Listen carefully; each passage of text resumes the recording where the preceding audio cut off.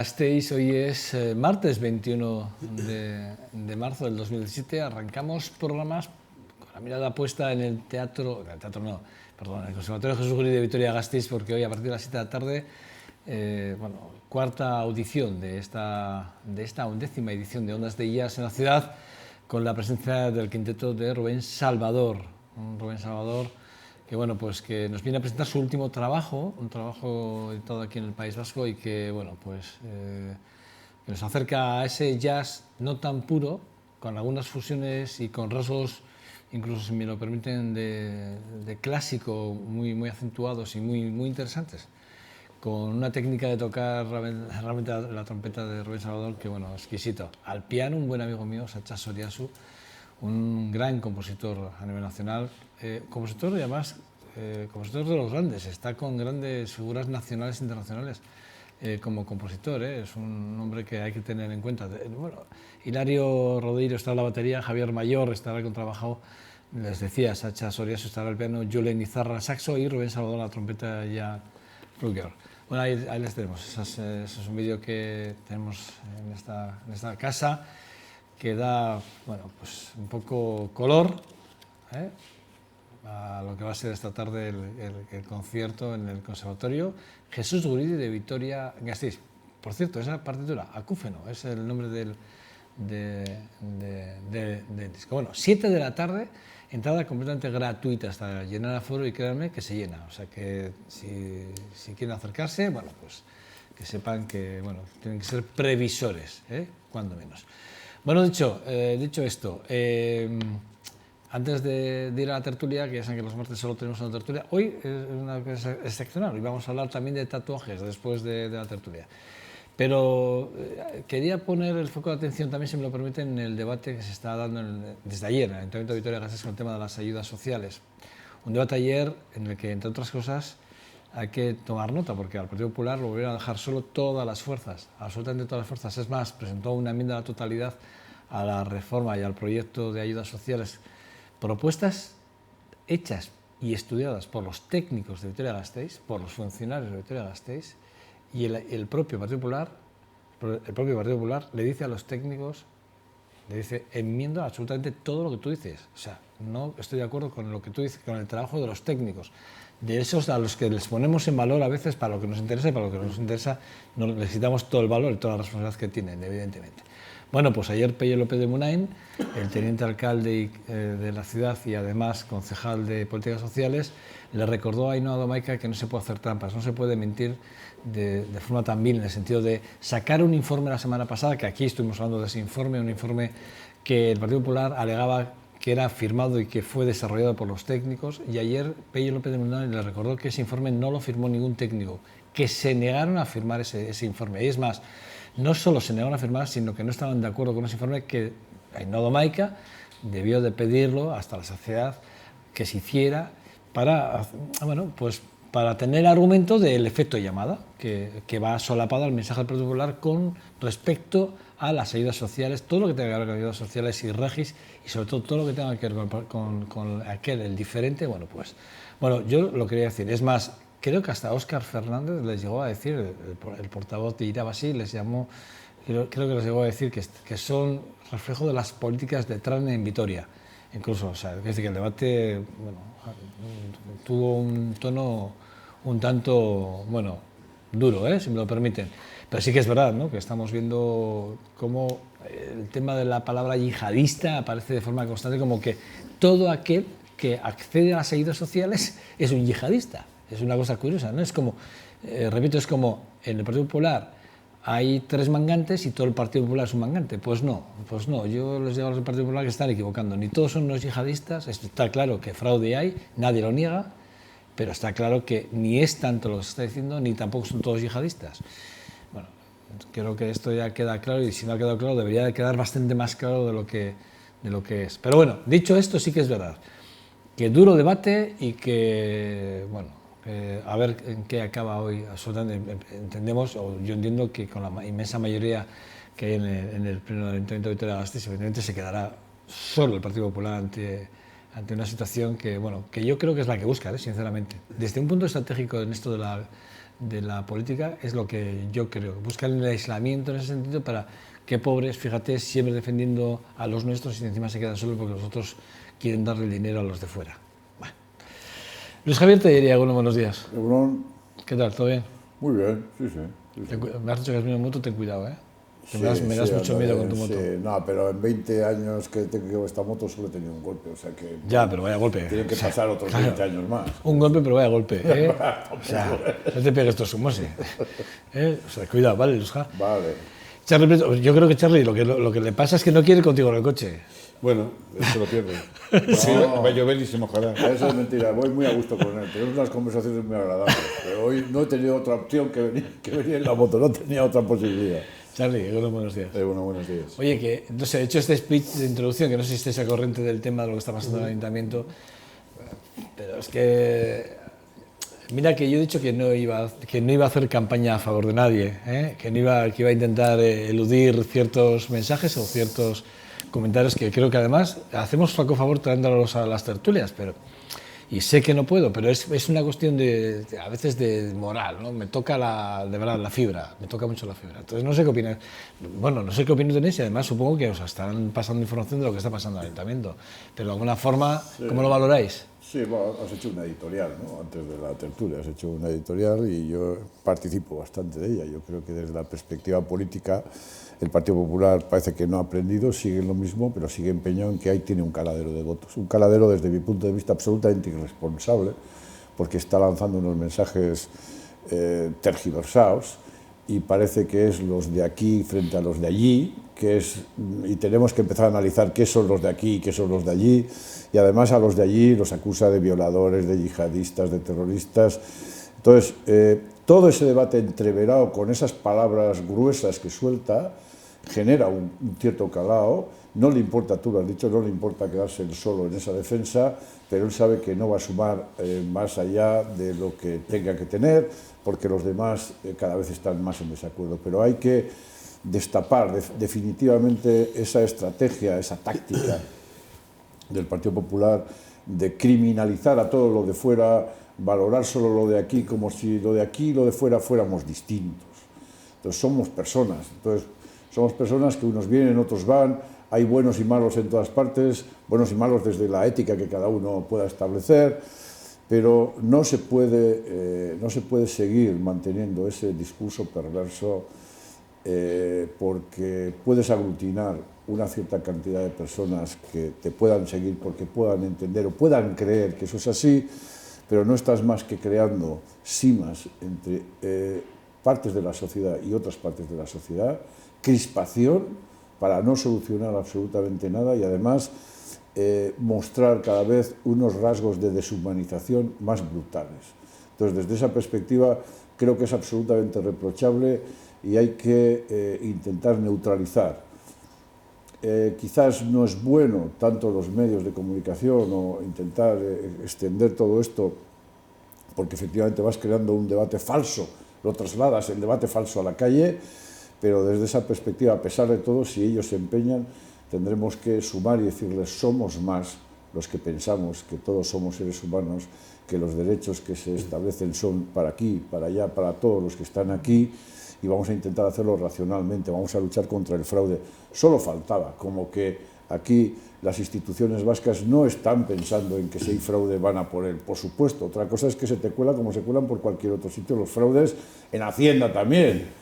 Y defraudando en Hacienda hay de todo. Quiero decir, hay votantes de todo y 75 millones de euros de recuperación del fraude, por ejemplo. Entonces, no podemos estigmatizar todo lo que no sean los nuestros desde esa definición de los nuestros frente a los de allá, y no se puede seguir trabajando de esa manera porque de alguna manera estás trabajando desde la perspectiva del Partido Popular en romper una convivencia que ya en sí misma resulta algo compleja porque hay choques de culturas, hay esos movimientos y hay que, todo lo contrario, hay que facilitar esa convivencia como sea. Y desde luego el Partido Popular no está, se ha empeñado en otra cosa y la teoría Maroto sigue vigente.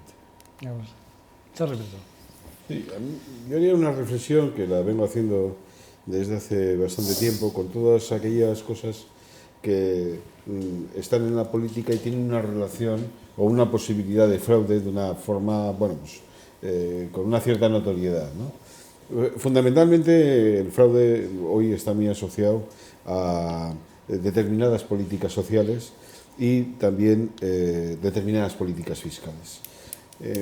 Con frecuencia en la política, en los foros políticos, en los parlamentos, en los ayuntamientos, se habla desde la política en relación al fraude, ¿no? Se denuncia mucho el fraude. Yo más de una vez he afirmado que cuando alguien sale a una tribuna a denunciar el fraude, si a continuación hace un acto concreto ante el juzgado correspondiente, en realidad se le puede presuponer que conoce fraude, pero que no es capaz de denunciarlo y por tanto se vuelve en cierto modo en cómplice. Bien, quizás esta es una afirmación un tanto exagerada, porque sobre el fraude también se puede teorizar en la medida que sabemos de su existencia, pero creo que es muy poco edificante por parte de los representantes políticos hablar de fraude cuando en sus manos están los instrumentos para tratar de evitarlo, para poner medidas que impidan ese fraude. Por eso yo en este aspecto siempre me gusta hablar poco y siempre me gusta ser comedido, porque yo sé que hay, por ejemplo, en la política económica, en la política fiscal, hay un fraude importante, incluso ha llegado a ser evaluado. Obviamente partes de datos ciertos y haces una transpolación a lo que son bueno, pues un poco la dimensión económica del sitio que estás estudiando para saber el fraude. Hay cosas que, bueno, pues se pueden hablar. Incluso hay cosas muy interesantes en la política contra el fraude, que son los objetivos de lucha contra el fraude. Hoy las instituciones se plantean objetivos y algunos incluso los cumplen, los superan, van mejorando. A mí esa es la parte que me parece que tiene que estar al lado de la política. Yo creo que el debate en las instituciones en este aspecto tendría que ser obligatoriamente un debate de serenidad, de seguridad, de responsabilidad y de al que paga, al que no defrauda, al que contribuye, al que tiene un comportamiento respetuoso con el marco de convivencia y de las políticas de convivencia que tenemos establecidas para poder vivir en sociedad, se le diera esa tranquilidad de decir, oiga, estamos haciendo todo lo que está en nuestra mano para que esto no exista, en vez de hablar del fraude como un elemento de propaganda y como un elemento de dividir a la sociedad entre los que, como consecuencia del fraude, se ponen en contra de las políticas sociales.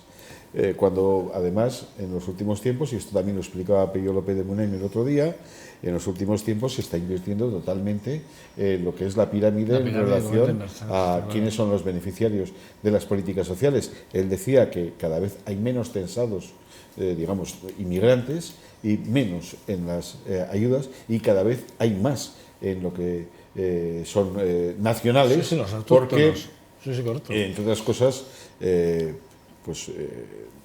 a dónde han derivado algunas políticas de pensiones. Muñoz lo dijo aquí el otro día aquí, ¿eh? Claro, a dónde han derivado algunas políticas de pensiones o a dónde han derivado algunas políticas a partir de aquella reforma laboral en relación a las retribuciones del empleo, obligan a muchos ciudadanos que incluso teniendo empleo tienen que acudir a las ayudas sociales para poder bueno, pues paliar la precariedad en su vida. Yo me quedaría ahí. Yo creo que en política el que abusa de denunciar fraude y no hace nada más es, en cierto modo, sospechoso de querer convivir con el fraude, bien para llamar la atención, bien para utilizarlo como un arma arrojadiza, bien para lo que sea. Es que yo a colación de lo que tú estás diciendo, cuando veo ciertos mensajes en redes sociales, siempre me quedo con las ganas de escribir un tuit que va en esta línea, y nunca lo acabo de escribir, no sé cuándo lo acabo de escribir, pero al final lo acabo borrando, siempre por no darle más importancia, ¿no? Y lo dejo ahí. Pero sí que es verdad que tú has hecho una cosa que a mí me interesa mucho y que yo siempre borro ese tuit, y es el de, cuando yo digo la frase de estamos financiando a través de las ayudas sociales o de la REGI a yihadistas, es una afirmación tan contundente que es que tú tienes que tener datos de que eso es así. Si es así, tienes que ir a denunciar quiénes son los yihadistas que tú conoces que están cobrando la RGI. Porque si tú dices, mira, es que hay yihadistas que lo están cobrando, no es lo mismo decir, es que dentro del fraude se ha detectado que ha habido, es que no es lo mismo, la frase no es la misma. O sea, una frase dice que tú tienes un conocimiento determinado o sabes de, por lo tanto, lo que tú dices, vete a la justicia y denúncialo. Si no es así, estás diciendo, o sea, estás mintiendo o estás, por lo menos, faltando a la verdad, porque sí que es verdad que puede haber que entre los perceptores de renta, de garantía, ha habido gente, se ha detectado que luego sí que es verdad que estaban, o eran yihadistas, o eran unos mangantes de 1000 bares de la vez, yo qué sé, lo que sea, pero es que como en todo. Y luego otra cosa que has dicho que también me hace muy interesante, que también ha tocado Luis Javier, y que me hace también sumamente importante, es el tema, claro, hablamos del fraude de la Regi, pero hoy Cimiano, o ayer Cimiano, nos dio los datos de la Diputación contra las empresas, que bueno, pues se ha volcado la inspección en los impuestos sobre sociedades y por encima de los 70 millones de euros se ha recuperado. 70 millones de euros. Pongamos encima de la balanza la defraudación de unos, la defraudación de otros y luego hablemos, señores.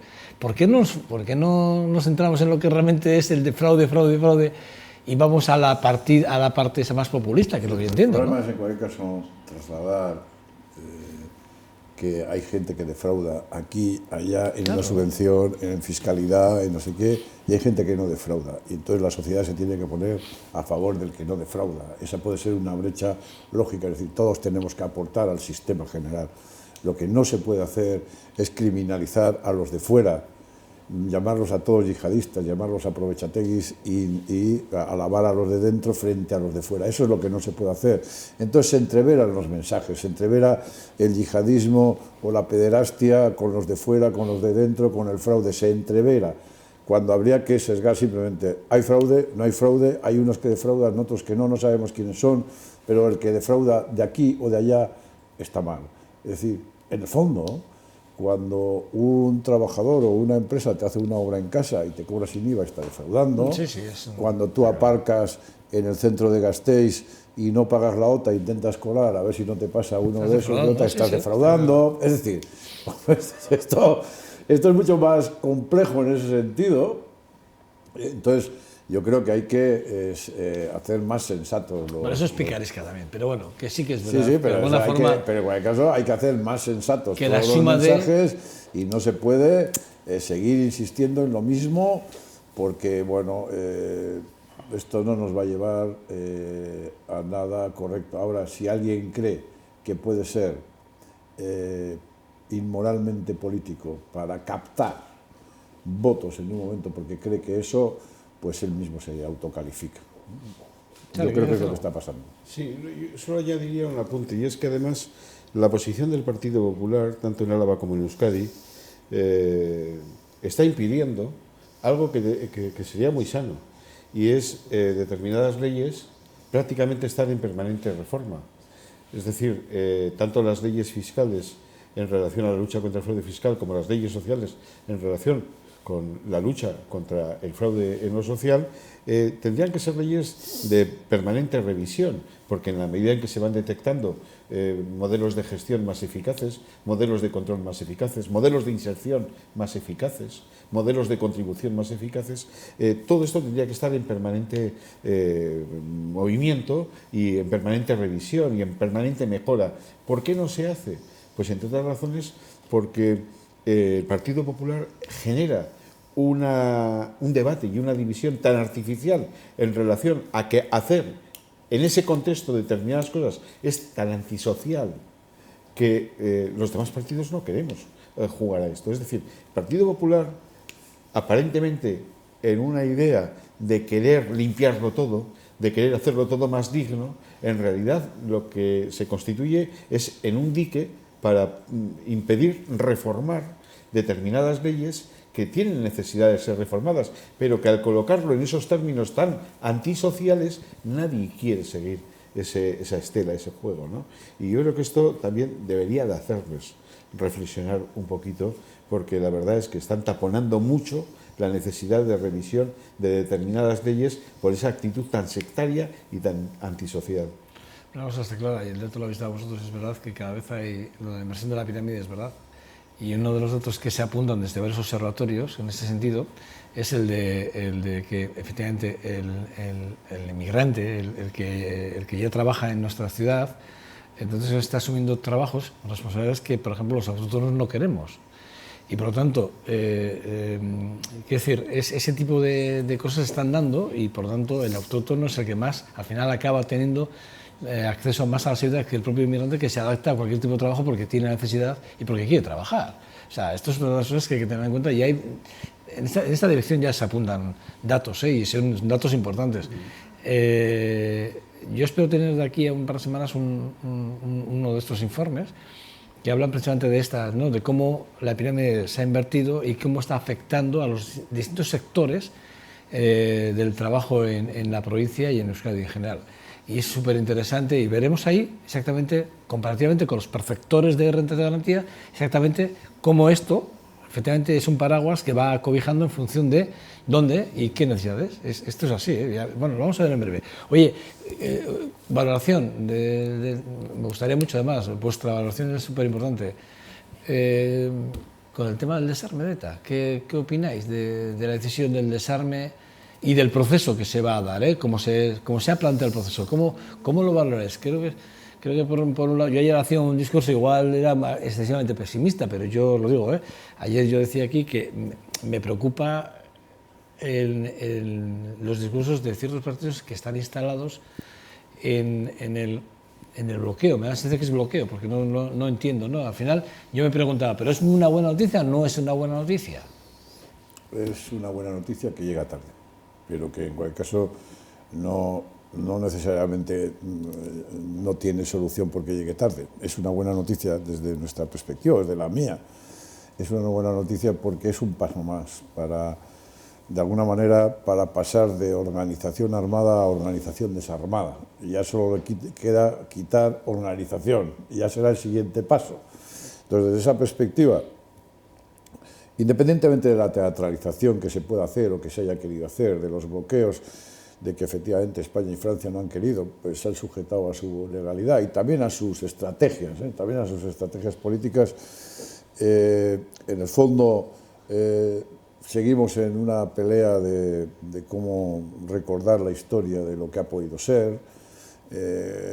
Unos no quieren aparecer como que se rinden, los otros quieren aparecer como vencedores. Yo no voy a entrar en ese debate. Yo creo que lo práctico para esta sociedad es que en estos momentos ya la organización ETA ha dicho: entrego las pistolas que me queden o las armas que me queden.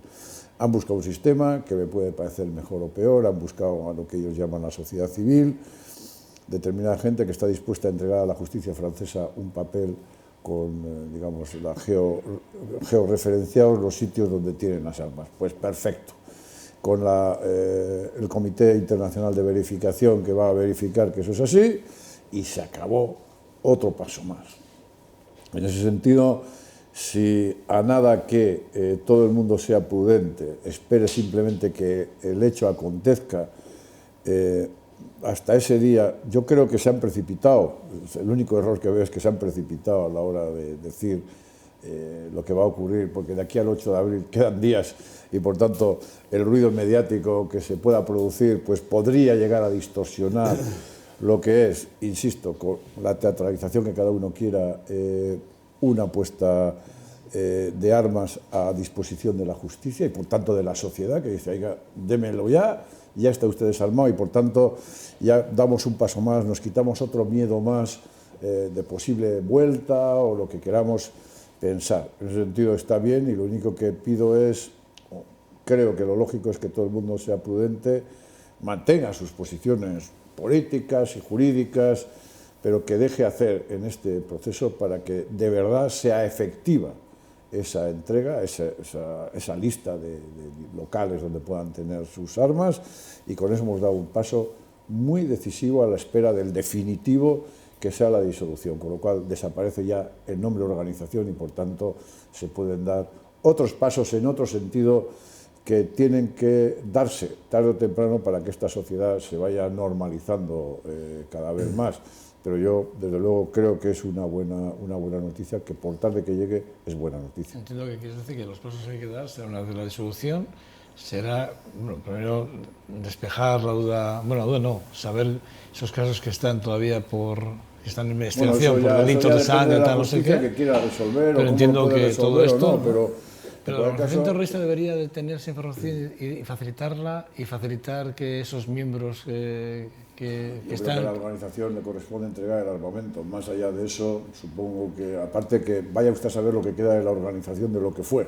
Quiero decir, que vaya usted a saber. Pero hay asesinatos que están sin resolver, lo digo porque eso habrá que resolverlos. Sí, pero a la justicia y a la policía les toca resolver. Sí, pero bueno, yo creo que la organización tendrá una responsabilidad ahí, entiendo también, yo lo entiendo. Charlie. Has preguntado si era una buena noticia. Yo voy a repreguntarme en este caso y me voy a contestar, ¿no? Yo reduciría tu pregunta a ¿es noticia? Ya no diría si es una buena noticia. Es noticia. Porque la siguiente pregunta, ¿ha sucedido algo? No ha sucedido nada. Yo creo que estamos simplemente ante un acto de propaganda. Un acto de propaganda que, como decía Luisja, ha llegado tarde, y además un acto de propaganda exento, en mi opinión, de credibilidad.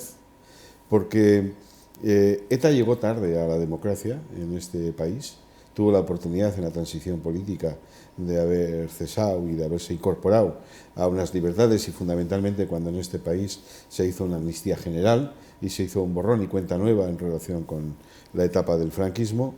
ETA llegó tarde a haber resuelto de una forma importante su acción armada cuando en el proceso de paz de 2006 y después con la bomba de 2007 se cargó aquella posibilidad.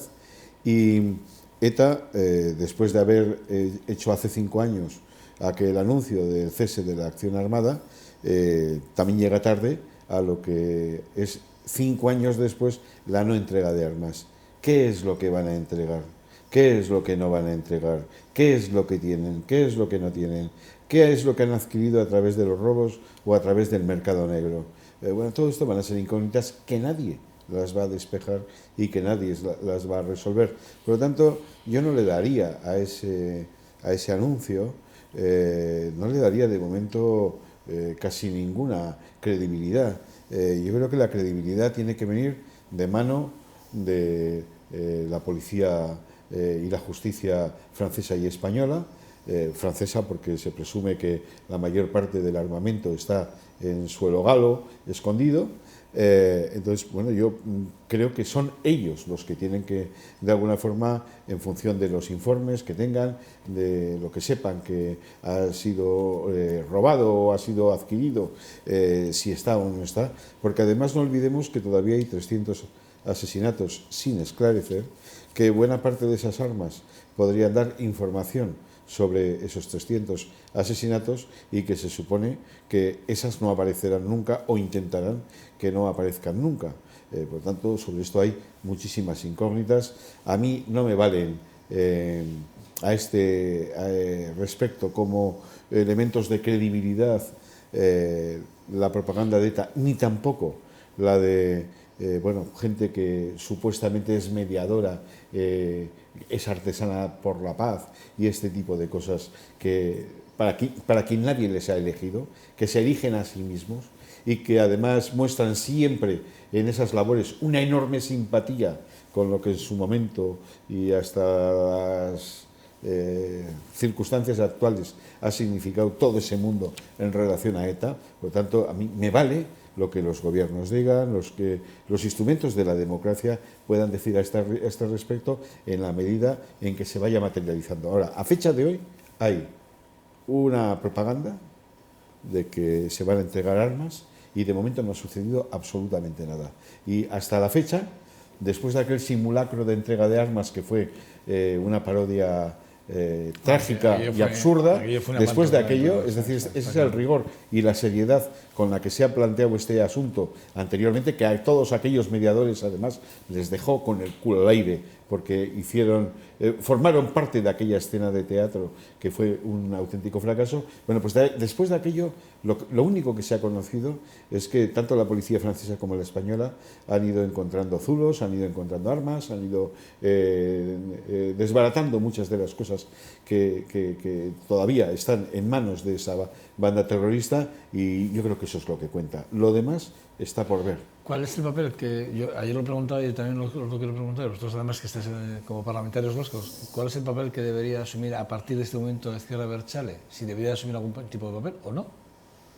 Bueno, yo creo que la izquierda abertzale tiene que asumir el papel cada vez más contundente de pedir, reconocer que estuvieron equivocados políticamente durante un montón de años, y ese proceso tienen que hacerlo, les va a costar. Yo sé, a ver, yo también me pongo en su lugar y tiene que ser complicado, pero ese es el proceso que queda, ese es el proceso que queda, porque ETA, en el momento en que entrega las armas y el siguiente paso sea la disolución, aunque vamos a continuar con el relato, la izquierda abertzale no tiene más remedio que ir reconociendo que todo aquello estuvo mal.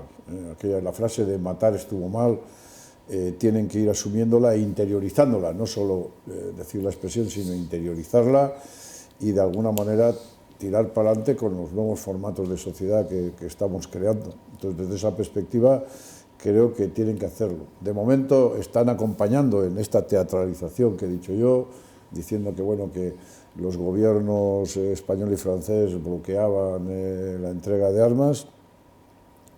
También han tardado 2 años desde que el gobierno vasco se les ofreció para hacerlo, en reconocerlo. Es decir, también ese es otro paso. En el fondo, decir al gobierno vasco, oiga, pues que sea el gobierno, sí, porque ETA y la izquierda abertzale no querían reconocer al gobierno vasco como un activo en la entrega de estas armas, y por tanto yo creo que queda todavía un largo proceso, que tampoco hay que tener prisas, que yo creo que no hay que tener prisas, que sobre todo desde el momento en que ya no hay violencia en este país, pues si hubiera violencia tendríamos que tener urgencia en solucionar las cosas, ¿no?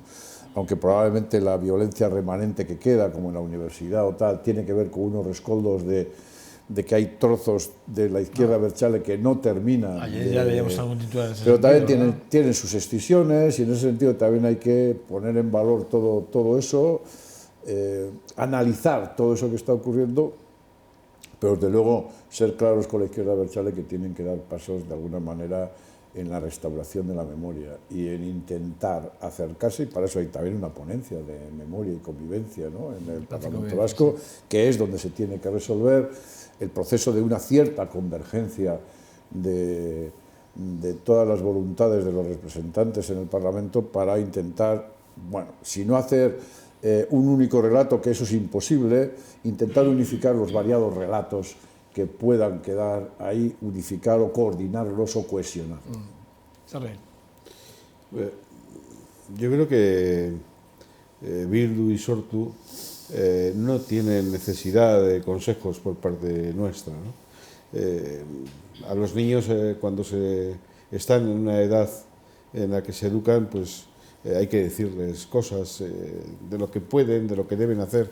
A los mayores lo que hay que hacer es exigirles que hagan las cosas que pueden y que deben, ¿no? Por lo tanto, Bildu y Sortu saben bien qué es lo que tienen que hacer. Lo que yo sí puedo decir es la evolución que están teniendo en los últimos tiempos. Y yo le he visto a Bildu, por ejemplo, en el Parlamento Vasco, endurecer enormemente el discurso e ir hacia atrás de algunos pasos que había dado desde hace algunos años. Los discursos de Bildu son unos discursos muy contrarios a la verdad, a la realidad de lo que ha pasado, y animan mucho en sus alocuciones a que aquí ha habido un conflicto, a que aquí ha habido 2 bandos, a que prácticamente unos atacaban a otros y unos se defendían de otros, y esto está muy lejos de reconocer el daño causado, esto está muy lejos de reconocer que ellos han tenido una connivencia con el mundo de ETA, y que esto ha hecho que haya habido un enorme sufrimiento y muchos asesinatos y muchas extorsiones en este país. En fin, yo lo que veo es una involución en el caso de Bildu, y en el caso de Sortu veo una involución en los últimos tiempos. Veo un intento de volver a meter a los que están cumpliendo condena en una cierta épica, en una cierta heroicidad, en una cierta situación de que hicieron esto porque no había más remedio que hacerlo, porque había que defenderse de un enemigo y porque además el otro enemigo actuaba en las mismas circunstancias. En fin, yo creo que en los últimos tiempos los discursos de Bildu en el Parlamento son discursos que van en contra de pasos que se habían dado hace 2, 3, 4 años por parte de ellos. Yo espero que rectifiquen, deseo que rectifiquen. La democracia siempre es un espacio en el que cabe mucha más gente de la que estamos, y además los demócratas estamos encantados y deseando de que se nutra por más personas esa democracia, y bueno, siempre hay una actitud reflexiva, seria por parte de los demócratas para acoger en la democracia a todo el que quiere convivir en ella, pero cada uno tiene que hacer sus pasos. Y Sortu ahora mismo había dado algún paso hacia adelante, y Bildu había dado algún paso hacia adelante, y han dado también algunos más hacia atrás. Hablando del desarme, conocemos la noticia de que el plan de gobierno vasco, de que para los presos de ETA se prevé un alejamiento máximo de 250 kilómetros a cárceles muy próximas hablando del desarme, es decir, como un paso en esto del acompañamiento del desarme, y además intentar facilitar, evidentemente, que los familiares de presos de ETA, no tengan que sentirse, con ese menoscabo de pasarse 3 días en la carretera o 4 días y encontrarse con que llegan incluso en algunos casos, lo digo porque aquí Joseba Azcárraga ya lo ha contado, contó varios casos de familiares de llegar a la prisión de Cádiz de turno y tenerse que volver porque no le conceden ni tan siquiera ni la visita, ¿no? Y volverse otra vez, con lo que eso acarrea, ¿no? Bueno, que eso que sí que es verdad, que de alguna forma es otra de las medidas que el gobierno se pone encima de la mesa, ¿no? Como intentando, ¿no?, facilitar, acompañar un poco más las medidas de... Bueno, porque el gobierno vasco está intentando agilizar procesos, y entonces está intentando hacer además de gobierno de los vascos. Es un problema que trascendía de los vascos de este país, pero que en cualquier caso estaba muy concentrado en lo que era este país. Por tanto, está intentando aportar tanto desde la facilitación de la entrega de las armas de ETA, como supongo que en su día, en su desaparición definitiva, y lógicamente también quiere dar pasos en otro tema que no solo el gobierno vasco, el PNV de toda la vida ha mantenido, que es necesario el acercamiento de presos, porque además, parece que es una medida que la legalidad normalmente la contiene, aunque habla de excepciones en determinados temas. Este es el caso, se trataría de quitar esa excepción. No pasa nada si no se está hablando de amnistía, ni se está hablando de que sigan en la cárcel, pero en unos lugares más próximos a la del domicilio de sus familiares, nada más. Entonces, en ese sentido, si el gobierno vasco puede presionar en Madrid y lanzar sus mensajes para que esto sea así, pues lo lógico es que esto pueda ser así. En ese sentido, también facilitará. Es un trabajo que tiene que hacer el gobierno vasco precisamente para facilitar la convivencia, la memoria, es decir, está haciendo todo ese trabajo en distintas facetas. Otra cosa es que a veces solo resaltan algunas cosas, no muy llamativas, pero se está trabajando en otros ámbitos, se sigue trabajando en gente víctima del terrorismo que está yendo a los colegios, a las escuelas. Hay un montón de variables que tienen que funcionar. Yo creo que el culmen de todo será la ponencia de memoria y convivencia del Parlamento Vasco, pero mientras tanto hay que seguir trabajando. El gobierno vasco ha desligado la política penitenciaria que defiende en relación a lo que es ese anuncio del desarme. Y además, no es que lo diga ahora o que lo haya desligado ahora, sino que tanto... No, porque es unas declaraciones del Coreca de ayer, sí, en el que, porque le preguntan, sí, pero no lo diga, no tiene lo desliga, pero además, para que no sea una cosa de oportunidad, basta decir que los dos partidos que componen el gobierno, el Partido Nacionalista Vasco y el Partido Socialista, desde hace ya mucho tiempo, cada uno por su lado, viene defendiendo que la política de dispersión, que en su día tuvo un sentido, termine. Porque efectivamente cuando ETA estaba operativa había suficientes elementos de juicio, suficientes datos para saber que algunas cárceles se terminaban constituyendo en núcleos de organización y de control de otros atentados, ¿no? Y que allí estaban los correos, que eran fundamentalmente algunos de sus abogados, a veces familiares, etcétera, ¿no? Entonces, bueno, esa política de dispersión tuvo su sentido cuando ETA estaba muy operativa.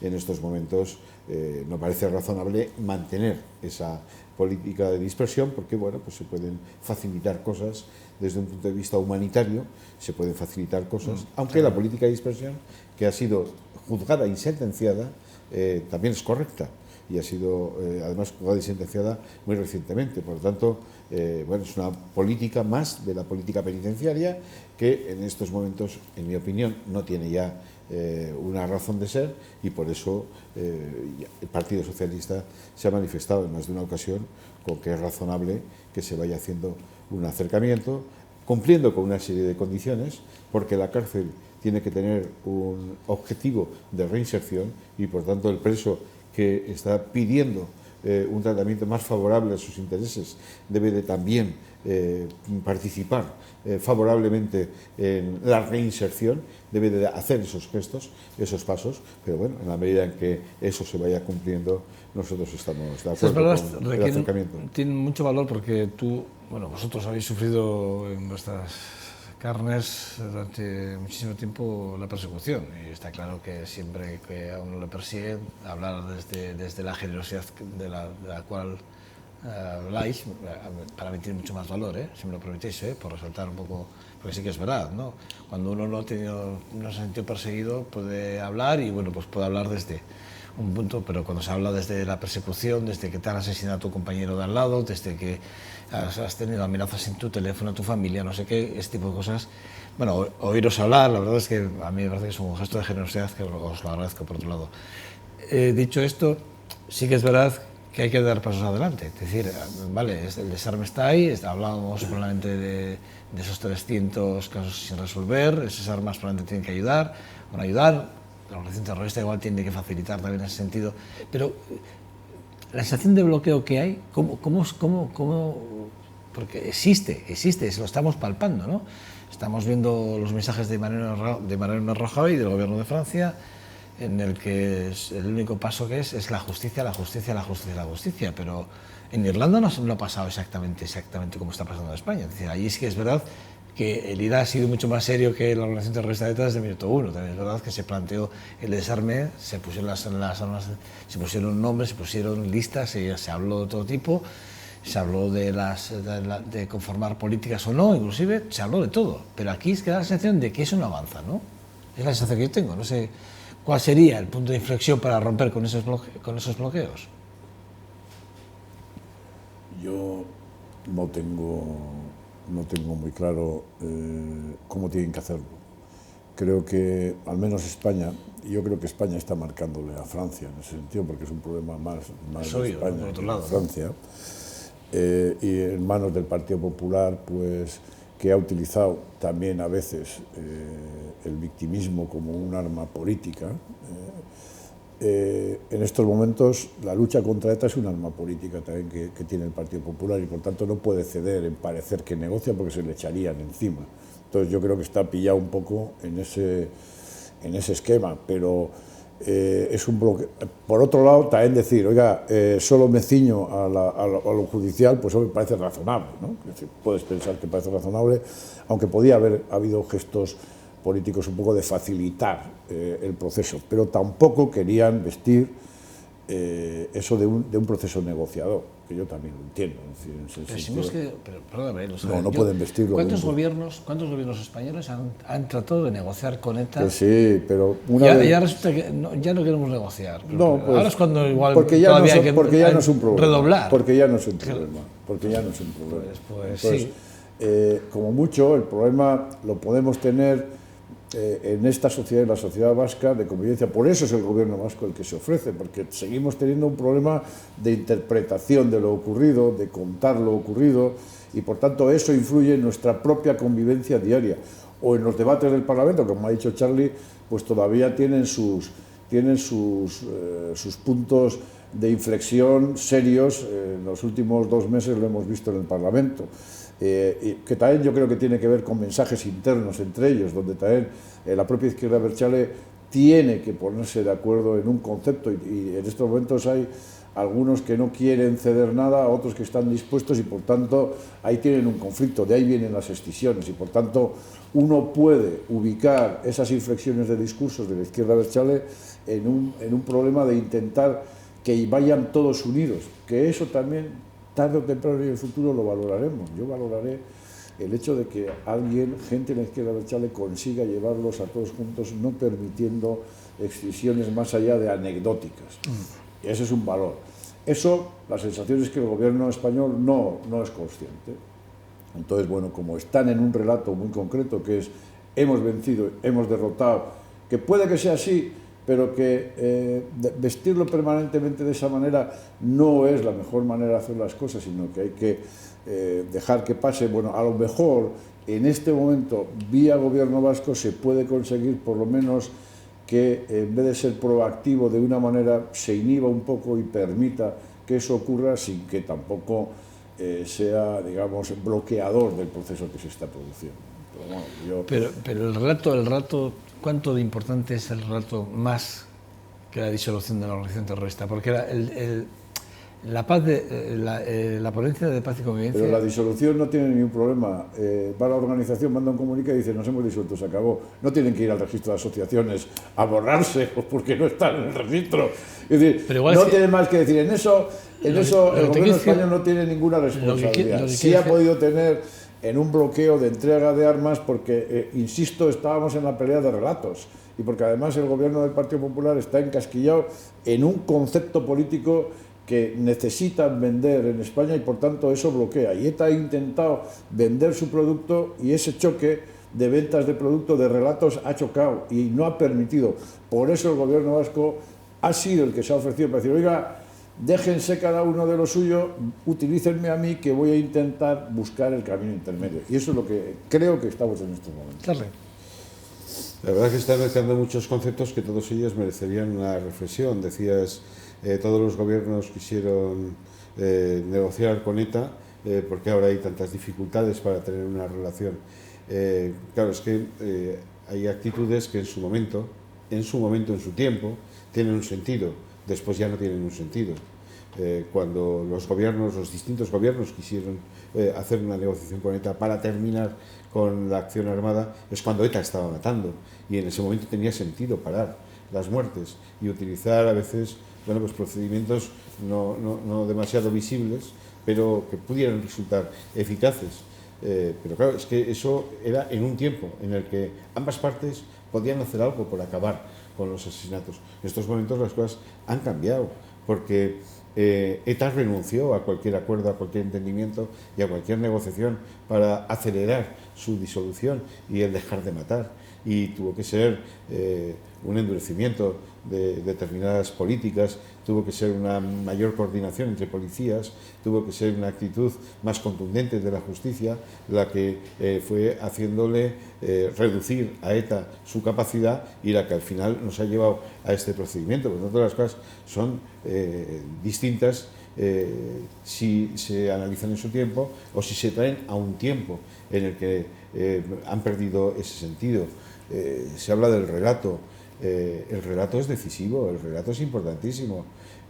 Obviamente en una sociedad en la que hay libertad de expresión, cada uno puede hacer su relato, pero que haya un relato institucional, que haya un relato de consenso, es decisivo para hacer una política de educación en la tolerancia, en la paz, en la antiviolencia, en el que matar no está justificado bajo ningún concepto. El relato, pondré un ejemplo, si a Franco se le caracteriza como quien se sublevó contra el orden constitucional y al final montó una dictadura, pues ese relato tiene unas consecuencias educativas. Ahora, si se le hace a Franco el responsable de los pantanos, pues entonces tiene otra consecuencia diferente. De hecho, hay una pelea permanente en el debate político sobre si lo que sucedió con ETA fue un conflicto entre dos partes, y no fue un conflicto, fue asesinato por la espalda, y fue fue extorsión, chantaje, y fue meterle el miedo de forma colectiva a la sociedad. Y había un número importante de gente que les iba ayudando a que eso así ocurriera. Y fue una ruptura de la convivencia permanente y mucha gente que tuvo que marcharse de aquí. Claro, esto hay que ponerlo en el sitio que corresponde. El relato es importantísimo. Entonces, en este momento hay un bloqueo entre los gobiernos y las cosas que dicen. Bueno, yo vuelvo a lo que he dicho al principio. Todavía no ha sucedido nada, solamente ha habido una propaganda. Que el gobierno francés y el gobierno español se ponen en un plano de ortodoxia y que dicen aquí hay que aplicar la justicia, es que es lo razonable, es que es lo lógico, por una parte. Ahora bien, que harán cosas si estas benefician a la sociedad, pues no me cabe duda. Esta misma semana hemos conocido, la semana pasada, que había habido una discreta reunión, que aquí ya no es discreto nada, porque todo se sabe, entre el presidente del gobierno de España y el Endacari. Y obviamente hablaron de este asunto. Y entonces, bueno, pues cualquiera que sabe cuáles son los mecanismos de la política, por encima de las declaraciones formales que hay que hacer, sobre todo cuando no ha sucedido nada, pues todo el mundo está deseando de resolver de la mejor manera y de evitar el mayor peligro de lo que significa algunas cosas que todavía forman parte de los restos de la banda ETA.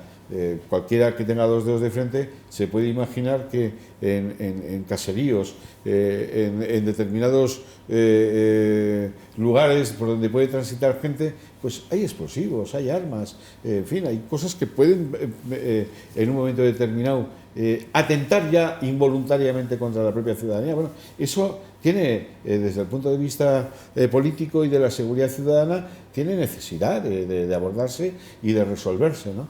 Bueno, yo creo que se irán dando pasos. Ahora, que nadie le pida a un representante político una declaración a favor de unos individuos que encapuchados o a través de un mediador que aparece por ahí como Celedón cuando baja del cielo, pues dicen que se va a producir un desarme y todavía no se ha producido nada. Es que los debates a veces van muy rápidos y sin embargo los hechos acaban de empezar en este aspecto, ¿no? Todavía no se han materializado. Nadie ha dicho todavía con unas ciertas garantías que las armas ya están recogidas o que están localizadas y que más o menos corresponde a lo que se puede considerar que ETA tenía guardado. Es que todo eso falta. Y cuando eso ocurra, si es que ocurre, entonces habrá noticia. La fecha es el 8 de marzo. Sí, pero bueno. 8 de abril, perdón. 8 de abril, sí. Esta es la fecha que ha dado un señor que, bueno, pues... que dice que además tiene toda la documentación y que de las localizaciones. Sí, bueno, pues si tiene toda la documentación, pues en fin, yo desde luego hay algunas cosas que no comprendo muy bien, porque si tiene toda la documentación y lo tiene todo, yo no me expondría tanto, porque ahora mismo se ha convertido en un cómplice de armamento robado y de armamento con fines terroristas, asesinos, sí. En fin, yo creo que a veces algunos, no sé si en un afán de notoriedad, en un afán de su minuto de gloria, bueno, pues yo creo que van hasta terrenos que son absolutamente absurdos, que dicen, bueno, ¿y este señor qué tiene en la cabeza para hacer estos alardes?